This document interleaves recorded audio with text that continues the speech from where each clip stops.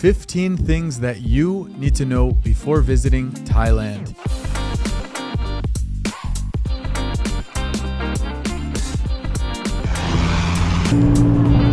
Let's go!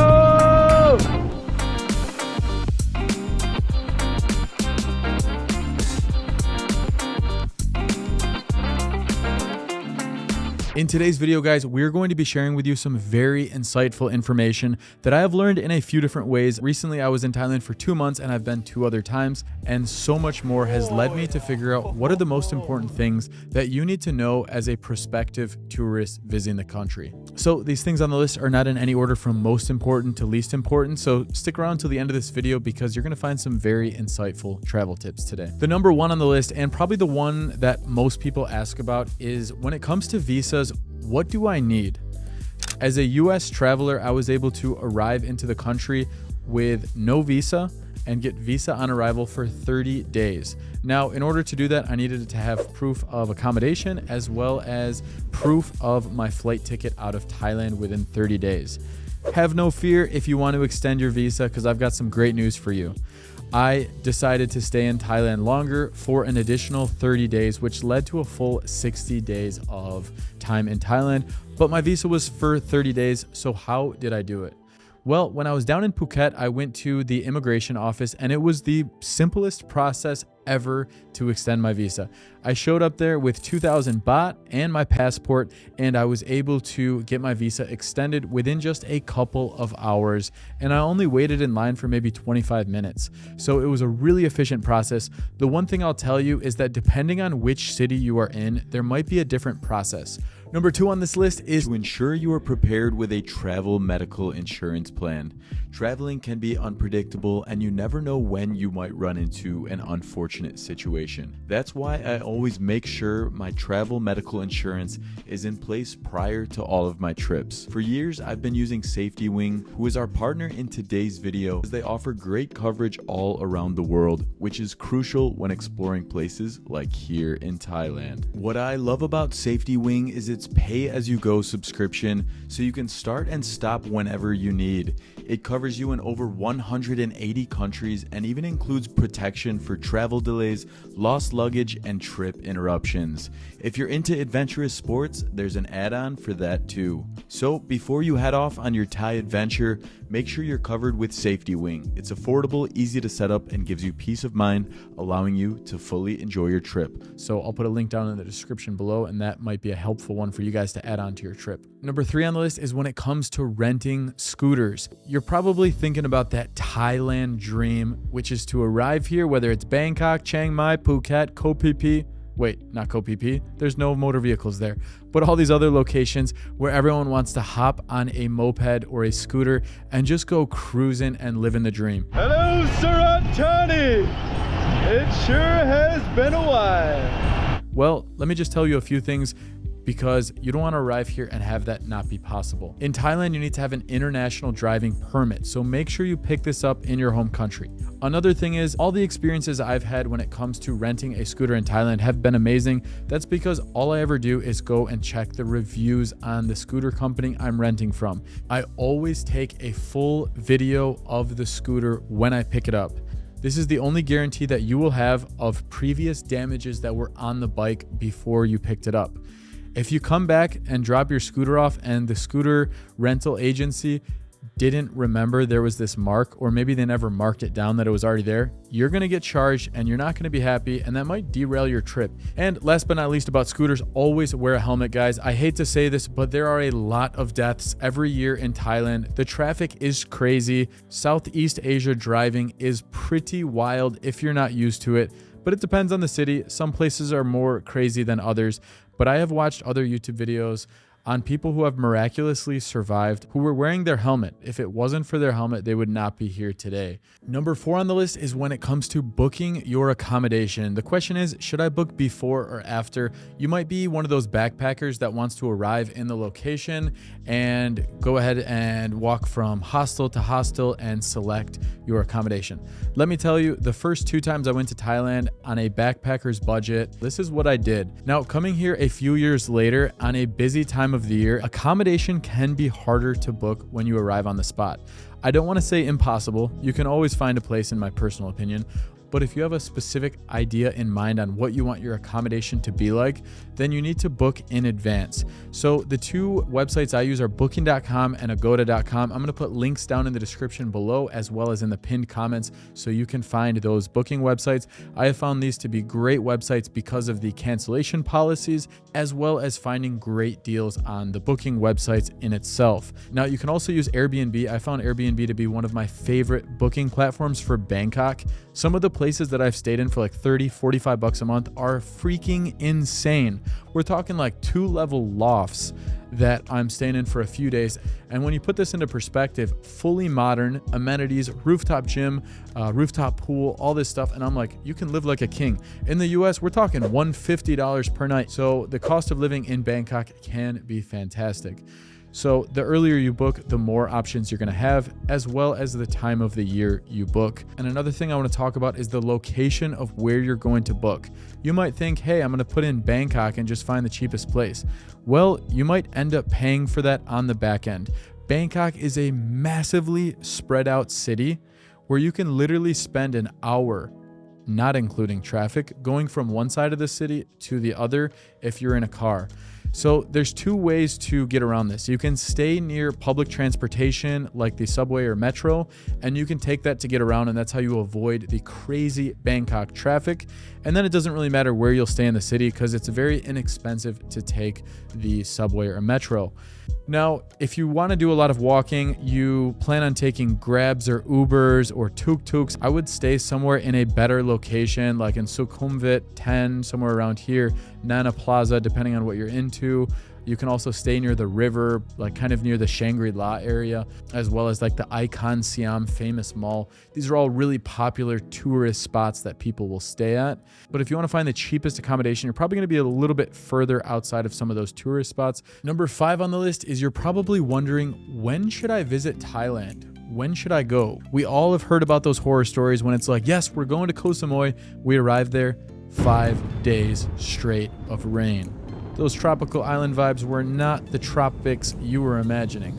Well, I can tell you, my friends, there's a great way to avoid this, and that is to know when are the best times to visit during the year. So the most popular time to visit Thailand, which is also considered to be the cool and dry season, is from November to February. This is the ideal time, and this is the time I have been all 3 times to Thailand. Now, if you're going to the Eastern Islands versus the Western Islands, there's always going to be some deviations on when is the best time to go based on the monsoon seasons and the weather currents, because from one side of Thailand to the other, obviously, is going to have a difference in weather. That being said, the high season definitely hits hard in December, January, February, March. These times, it is crazy busy with tourists. Even in April, the Songkran festival, where people are on the streets shooting each other with squirt guns. I've never been, but I'm definitely going to soon. You got to plan your itinerary because there's going to be different times of the year for that.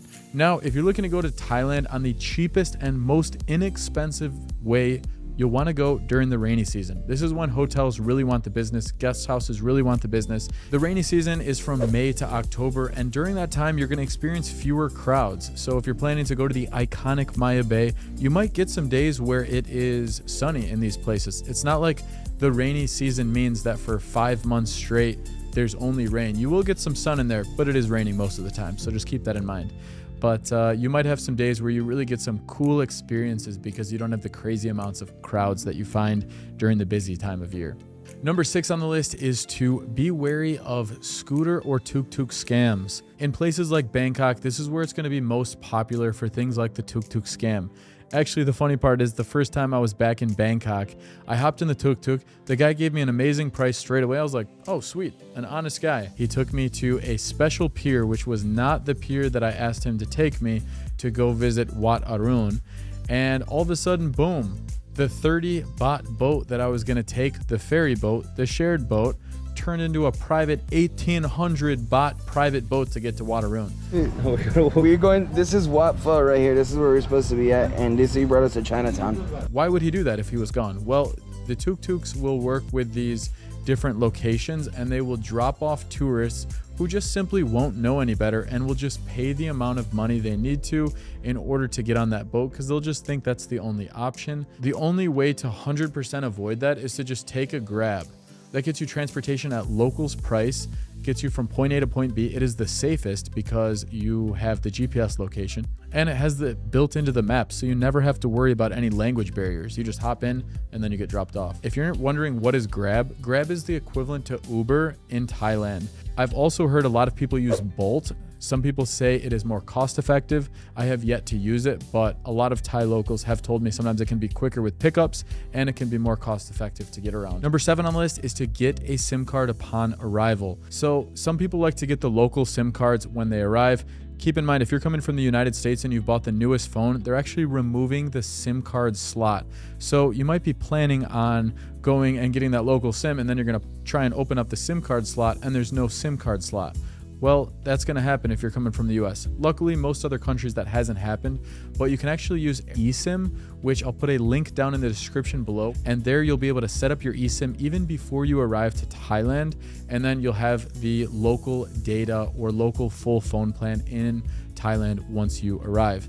Now, if you do have a SIM card slot and you're from another country, or you just have an older phone and you're from the US, you can actually still use a local SIM card and get those rates that you want to get. And make sure they have coverage in all the places you're going in Thailand. Number 8 on the list is itinerary suggestions. So you're probably trying to decide, where should I go in Thailand? I've watched so many videos, or maybe you haven't. I've read so many blog posts. I've done so many things. Well, I can tell you, Thailand has so many things to offer, and you should be selective on where you want to go and what type of experience you want to have. Obviously, a big variant is how long are you going to be staying in Thailand. If you're coming to Thailand for the most common amount of time, which is like 7 to 10 days, you're probably going to have a faster pace itinerary. You'll fly into Bangkok because usually that's the best price for international flights, or maybe Phuket. You'll want to spend 2 fully packed days in Bangkok, cover everything you can. I do have another video called 25 Things to Do in Bangkok, so you can go through that and nitpick. I'll put a link down in the description below, but selecting some of the top things to do in Bangkok is a must. Then, depending if you want tropics or if you want to be in the mountainous regions, this is going to be a big deciding factor. If you want to go to places like Chiang Mai and the northern part of Thailand, this is going to put you in the mountains. This is going to give you like some of that village life as you're riding a motorbike through the northern part of Thailand. You can go to places like Tam Lad Cave, which is truly one of the craziest and most beautiful caves I've ever seen. You can check out the White Temple, which is the most exotic temple I have ever seen. You can also go all the way to the furthest northern part of Thailand, which is right on the Myanmar border, previously called Burma, as well as the Laos border. There's a point called like the Golden Triangle where all 3 countries meet. A lot of people also go there to do a visa run, where their visa is about to run out in Thailand, so they cross the border, maybe spend a little bit time in one of those other countries, and then they head back to Thailand. Most people really want to get that island life, so you're gonna have places like Koh Phi Phi with the famous Maya Bay, as well as the most exotically shaped island, which has that narrow strip of land right in between with beaches, some of the most amazing beaches on both sides, as well as some beautiful viewpoints. There's so much I could say about Koh Phi Phi. If you want to learn about Koh Phi Phi, check out my video right up there. It's about 15 best things that you can do when you're in Koh Phi Phi. 2, 1. I've actually written a full ebook which covers everything that you need to know when visiting Thailand. This will be your biggest resource when it comes to planning your trip. So I'll put a link down in the description below where you'll be able to find a very special price for watching today's video. Whether you have a 1 week, 2 week, 3 week itinerary or more, or you're going to be staying in Thailand for a couple months like me, this ebook will have all of that information and take a much deeper dive into some of these amazing places around this country. Number 9 on this list is budgeting for Thailand. You're probably wondering, how much am I actually going to spend when I visit Thailand? That depends if you're a luxurious person. This is what I get to wake up to the next 2 nights here in Bangkok. Or if you're on the backpacker budget. If you're somewhere in between, obviously it's going to completely vary. You can come to Bangkok and spend $1,000 per night and live like a very rich person, or you can come to Thailand and stay in a dormitory with 12 beds and pay like $10, $15 per night. It really just depends on what your preference is. But what I can tell you is Southeast Asia, Thailand specifically, you can find very affordable rates. If you want to live a very inexpensive life in Thailand, you absolutely can. You can go from Bangkok all the way to Koh Phi Phi without ever getting on a flight. You can take a train from Bangkok down to Surat Thani very inexpensively, and from there you can take a shared van from Surat Thani to Krabi, or a van from Surat Thani to Phuket, or you can ride the ferry to Koh Phi Phi or one of the surrounding islands. If you want to do it the cheapest way and you have the time to do it, there are ways. So you fly into Bangkok, you take the subway, metro to get around, or you take a grab bike. You stay in hostels, you eat the local street food, you visit the local street food night markets. These are going to be ways where you can literally live on like $20 per day. There's tons of free activities you can do all around Bangkok. There's amazing parks like Lumpini, and these are like free things you can do, and they're freaking amazing parks. Some of the best parks I've walked around. That just goes to show you, you can do it on a very affordable budget. Now, on my other YouTube channel, World Nomac, which I'll put a link down in the description below, you can find what it's like to live the luxury life. Most of the time, to be very clear with you guys, I have like an in-between budget. I'll pay about $40 per night for my Airbnb. I'll take grabs around the city, usually about $20 per day, doing a bunch of different trips. So that's 60 bucks right there. I'll eat some pretty decent restaurants, maybe $20 per meal, 3 times a day, 60 bucks. We're looking at maybe $120, give or take 20 bucks on that. So between $100 and $140 when I'm really out there exploring and doing tons of stuff. Number 10 on this list is how to get around Thailand. So on a grand scale, you can fly anywhere around Thailand, but the prices can vary. When I was flying from Bangkok to Phuket during the busy season in February, I paid almost $150 for a one-way flight plus baggage. Now, when I paid for a flight from Bangkok to Surat Thani, a month later in March, I was able to get it for 43 bucks. So depending on the time of the year, the flights are going to vary, but most of the decent sized cities, you will be able to fly domestically anywhere around Thailand. And that's obviously going to be the most efficient way. Number 2 way to get around that's pretty scenic and a lot of fun is to book a train to go from places like Bangkok to Chiang Mai, Bangkok to Surat Thani, Bangkok to some of the western cities. These places are going to give you a cool train experience. However, you need to plan that in advance, because if you want like a sleeper train from Surat Thani up to Bangkok, you need to book that at least like 10 days in advance to even find the second class sleeper cabin, which has AC. Usually a day or two before, you can book the third class cabin, which might only have a seat with a fan, but you're on that train for like 10 hours. So it is nice to get a sleeper train with air conditioning, because it can be pretty hot depending on the time of the year you're there. So in addition to taking grab bikes, grab cars, or the metro, you can actually get around by boat. And this, for me, is my personal favorite.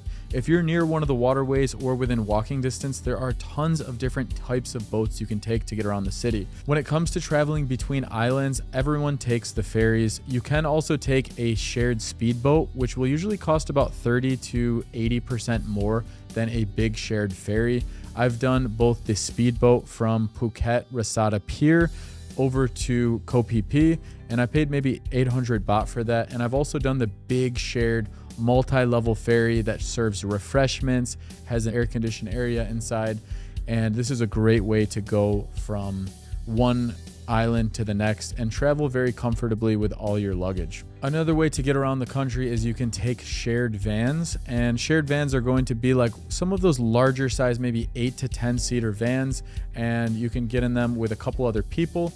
And then, of course, intercity transportation in places like Bangkok, Chiang Mai. The best way to get around is going to be a grab bike for cost-effective ways to get around. Next, you can take a normal grab or grab saver. They give you an option to book that. So also in places down like Phuket, when you explore that area, grabs are going to be fixed prices in cities like Patong Beach.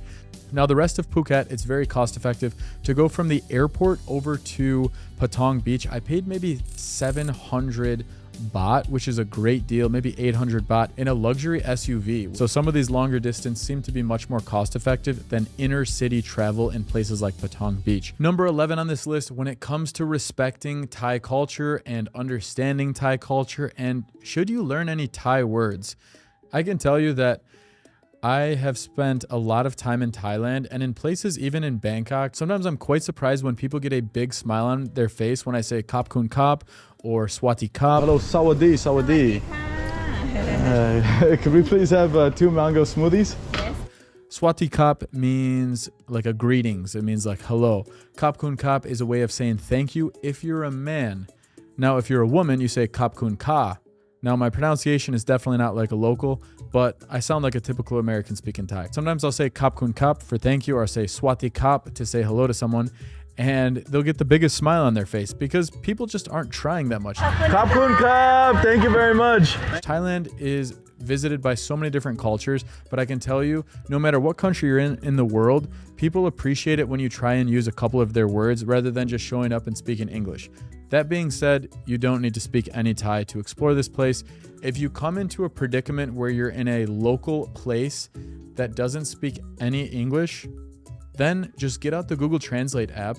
They can speak into your phone in Thai and it'll show you in English, and you can speak in English and it'll show them Thai.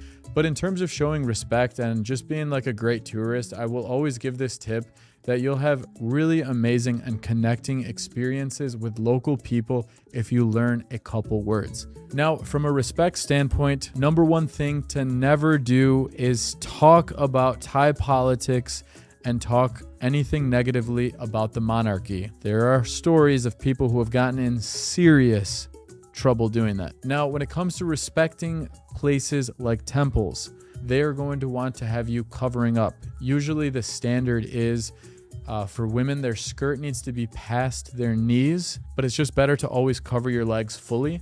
And that's going to be the best way to respect it. Some of these temples, right outside of them, you might be able to find some spots where you can either rent or purchase some clothing to cover up. Number 12 on the list is when it comes to ATM fees, money exchanges, and all of this. The nice part about Thailand, all the ATMs I've ever used work with international bank cards, and there are tons of exchange shops, especially in places like Koh Phi Phi where it's abundantly packed with tourism. For me personally, just from a safety standard, no matter what country I go to, I only bring a couple $100 with me in cash, and then I'll use my ATM card to withdraw amounts of cash like $100 to $200 per withdrawal. Now, I do have a US bank called Charles Schwab, and this allows me to have all of my ATM fees refunded. That being said, obviously some of you guys like to take all of your cash in advance for the trip. My best piece of advice is to hide some cash in one bag, hide some other cash in another bag, hide some other cash in a purse, and try and put it in safe spots. Use the safes. These are going to be the best way to avoid any potential issues. I use an app called Globe Convert, and this just gives me like the daily exchange rates from different countries around the world. Just know that every time you go to the ATM, you're gonna have to pay an ATM fee. So if you take out a larger amount of money, then it's going to have a smaller percentage effect on how much money you're taking out. If you take out $20 worth of baht every single day, you're gonna get hit with a maybe $2, $3, $4, $5 ATM fee every time you take it out. So you can take out larger funds and that's gonna save you a few dollars. Number 13 on the list is safety in Thailand. So the first point I will mention is try and have clothes that have zippers on them. That's going to be your number one best way to do it. I travel with a pair of shorts and a pair of pants that have zippers on them, and that's the best way for me. It reduces the chance of ever running into pickpockets. It reduces the chance your money or phone could accidentally slide out of your pocket if you're sitting down in a public place. And it just overall offers you a little bit more safety. In general, when you're in really crowded places, this is an opportunity for thieves. I've personally, knock on wood, never experienced someone pickpocketing me in Thailand, but these things do happen in most major cities around the world. So be vigilant, watch your stuff. If you're in a really crowded area, maybe wear your backpack around the front, put your valuables in a very safe spot, not easily accessible, and only take out what you actually need with you for the day. Leave the rest at your hotel if it's a safe hotel and establishment to leave it at. In general, I think this goes without being said. Be safe. Don't get too drunk at night. It's very easy to just have an absolute blackout in Bangkok. Maybe use a buddy to go out with you, and that way if you do have a few too many beers, which is easy to happen with Bangkok's nightlife, then at least you have someone looking out for you and you're looking out for them. In general, just follow the local safety rules, laws, regulations, don't start fights, and you're gonna have a good time. Number 14 on the list is keep in mind there are some places you could go that would be off the grid. Most of Thailand and most of the places I've been to, you can always find cell phone signal. But I did do a trip out to Khao Sak National Park, which is one of the most beautiful places. And I'm going to overlay some clips here that are going to be helpful for you. And I highly, highly recommend you to visit this place. But if you go deep inside of there where I stayed at, which is a place called 500 Rai, and they have floating villas, which are so amazing, you will not have connection to the network, the cell phone network. So the nice part is this hotel did have certain amounts of Wi-Fi packets you could buy, but there was a period of time where the Wi-Fi was down, so I wasn't able to have any access. Now, for me, it was really enjoyable to be able to fully disconnect, enjoy what the resort had to offer, enjoy that experience. And that's kind of the idea of going to these floating villa experiences, is that you can kind of disconnect from the normal life, experience living on the lake, experience beautiful landscapes, and being in nature. Definitely try and visit Khao Sak National Park. That in itself is a recommendation. You'll take a boat to get to these floating villas that you can stay at overnight through incredible, almost avatar-like real world landscapes that you could never even imagine existed. Last but not least, number 15 on the list, support the local people here. Respect the tourism. They work really hard to keep these cities, national parks, and places very clean. And so respect them, throw your stuff away, buy from the local people. Don't just go to only the tourist places. You can go to some of these like off the beaten path local shops and support the locals. You know, they're working really hard to make their daily bread. I like to support the locals if someone does a great job for me.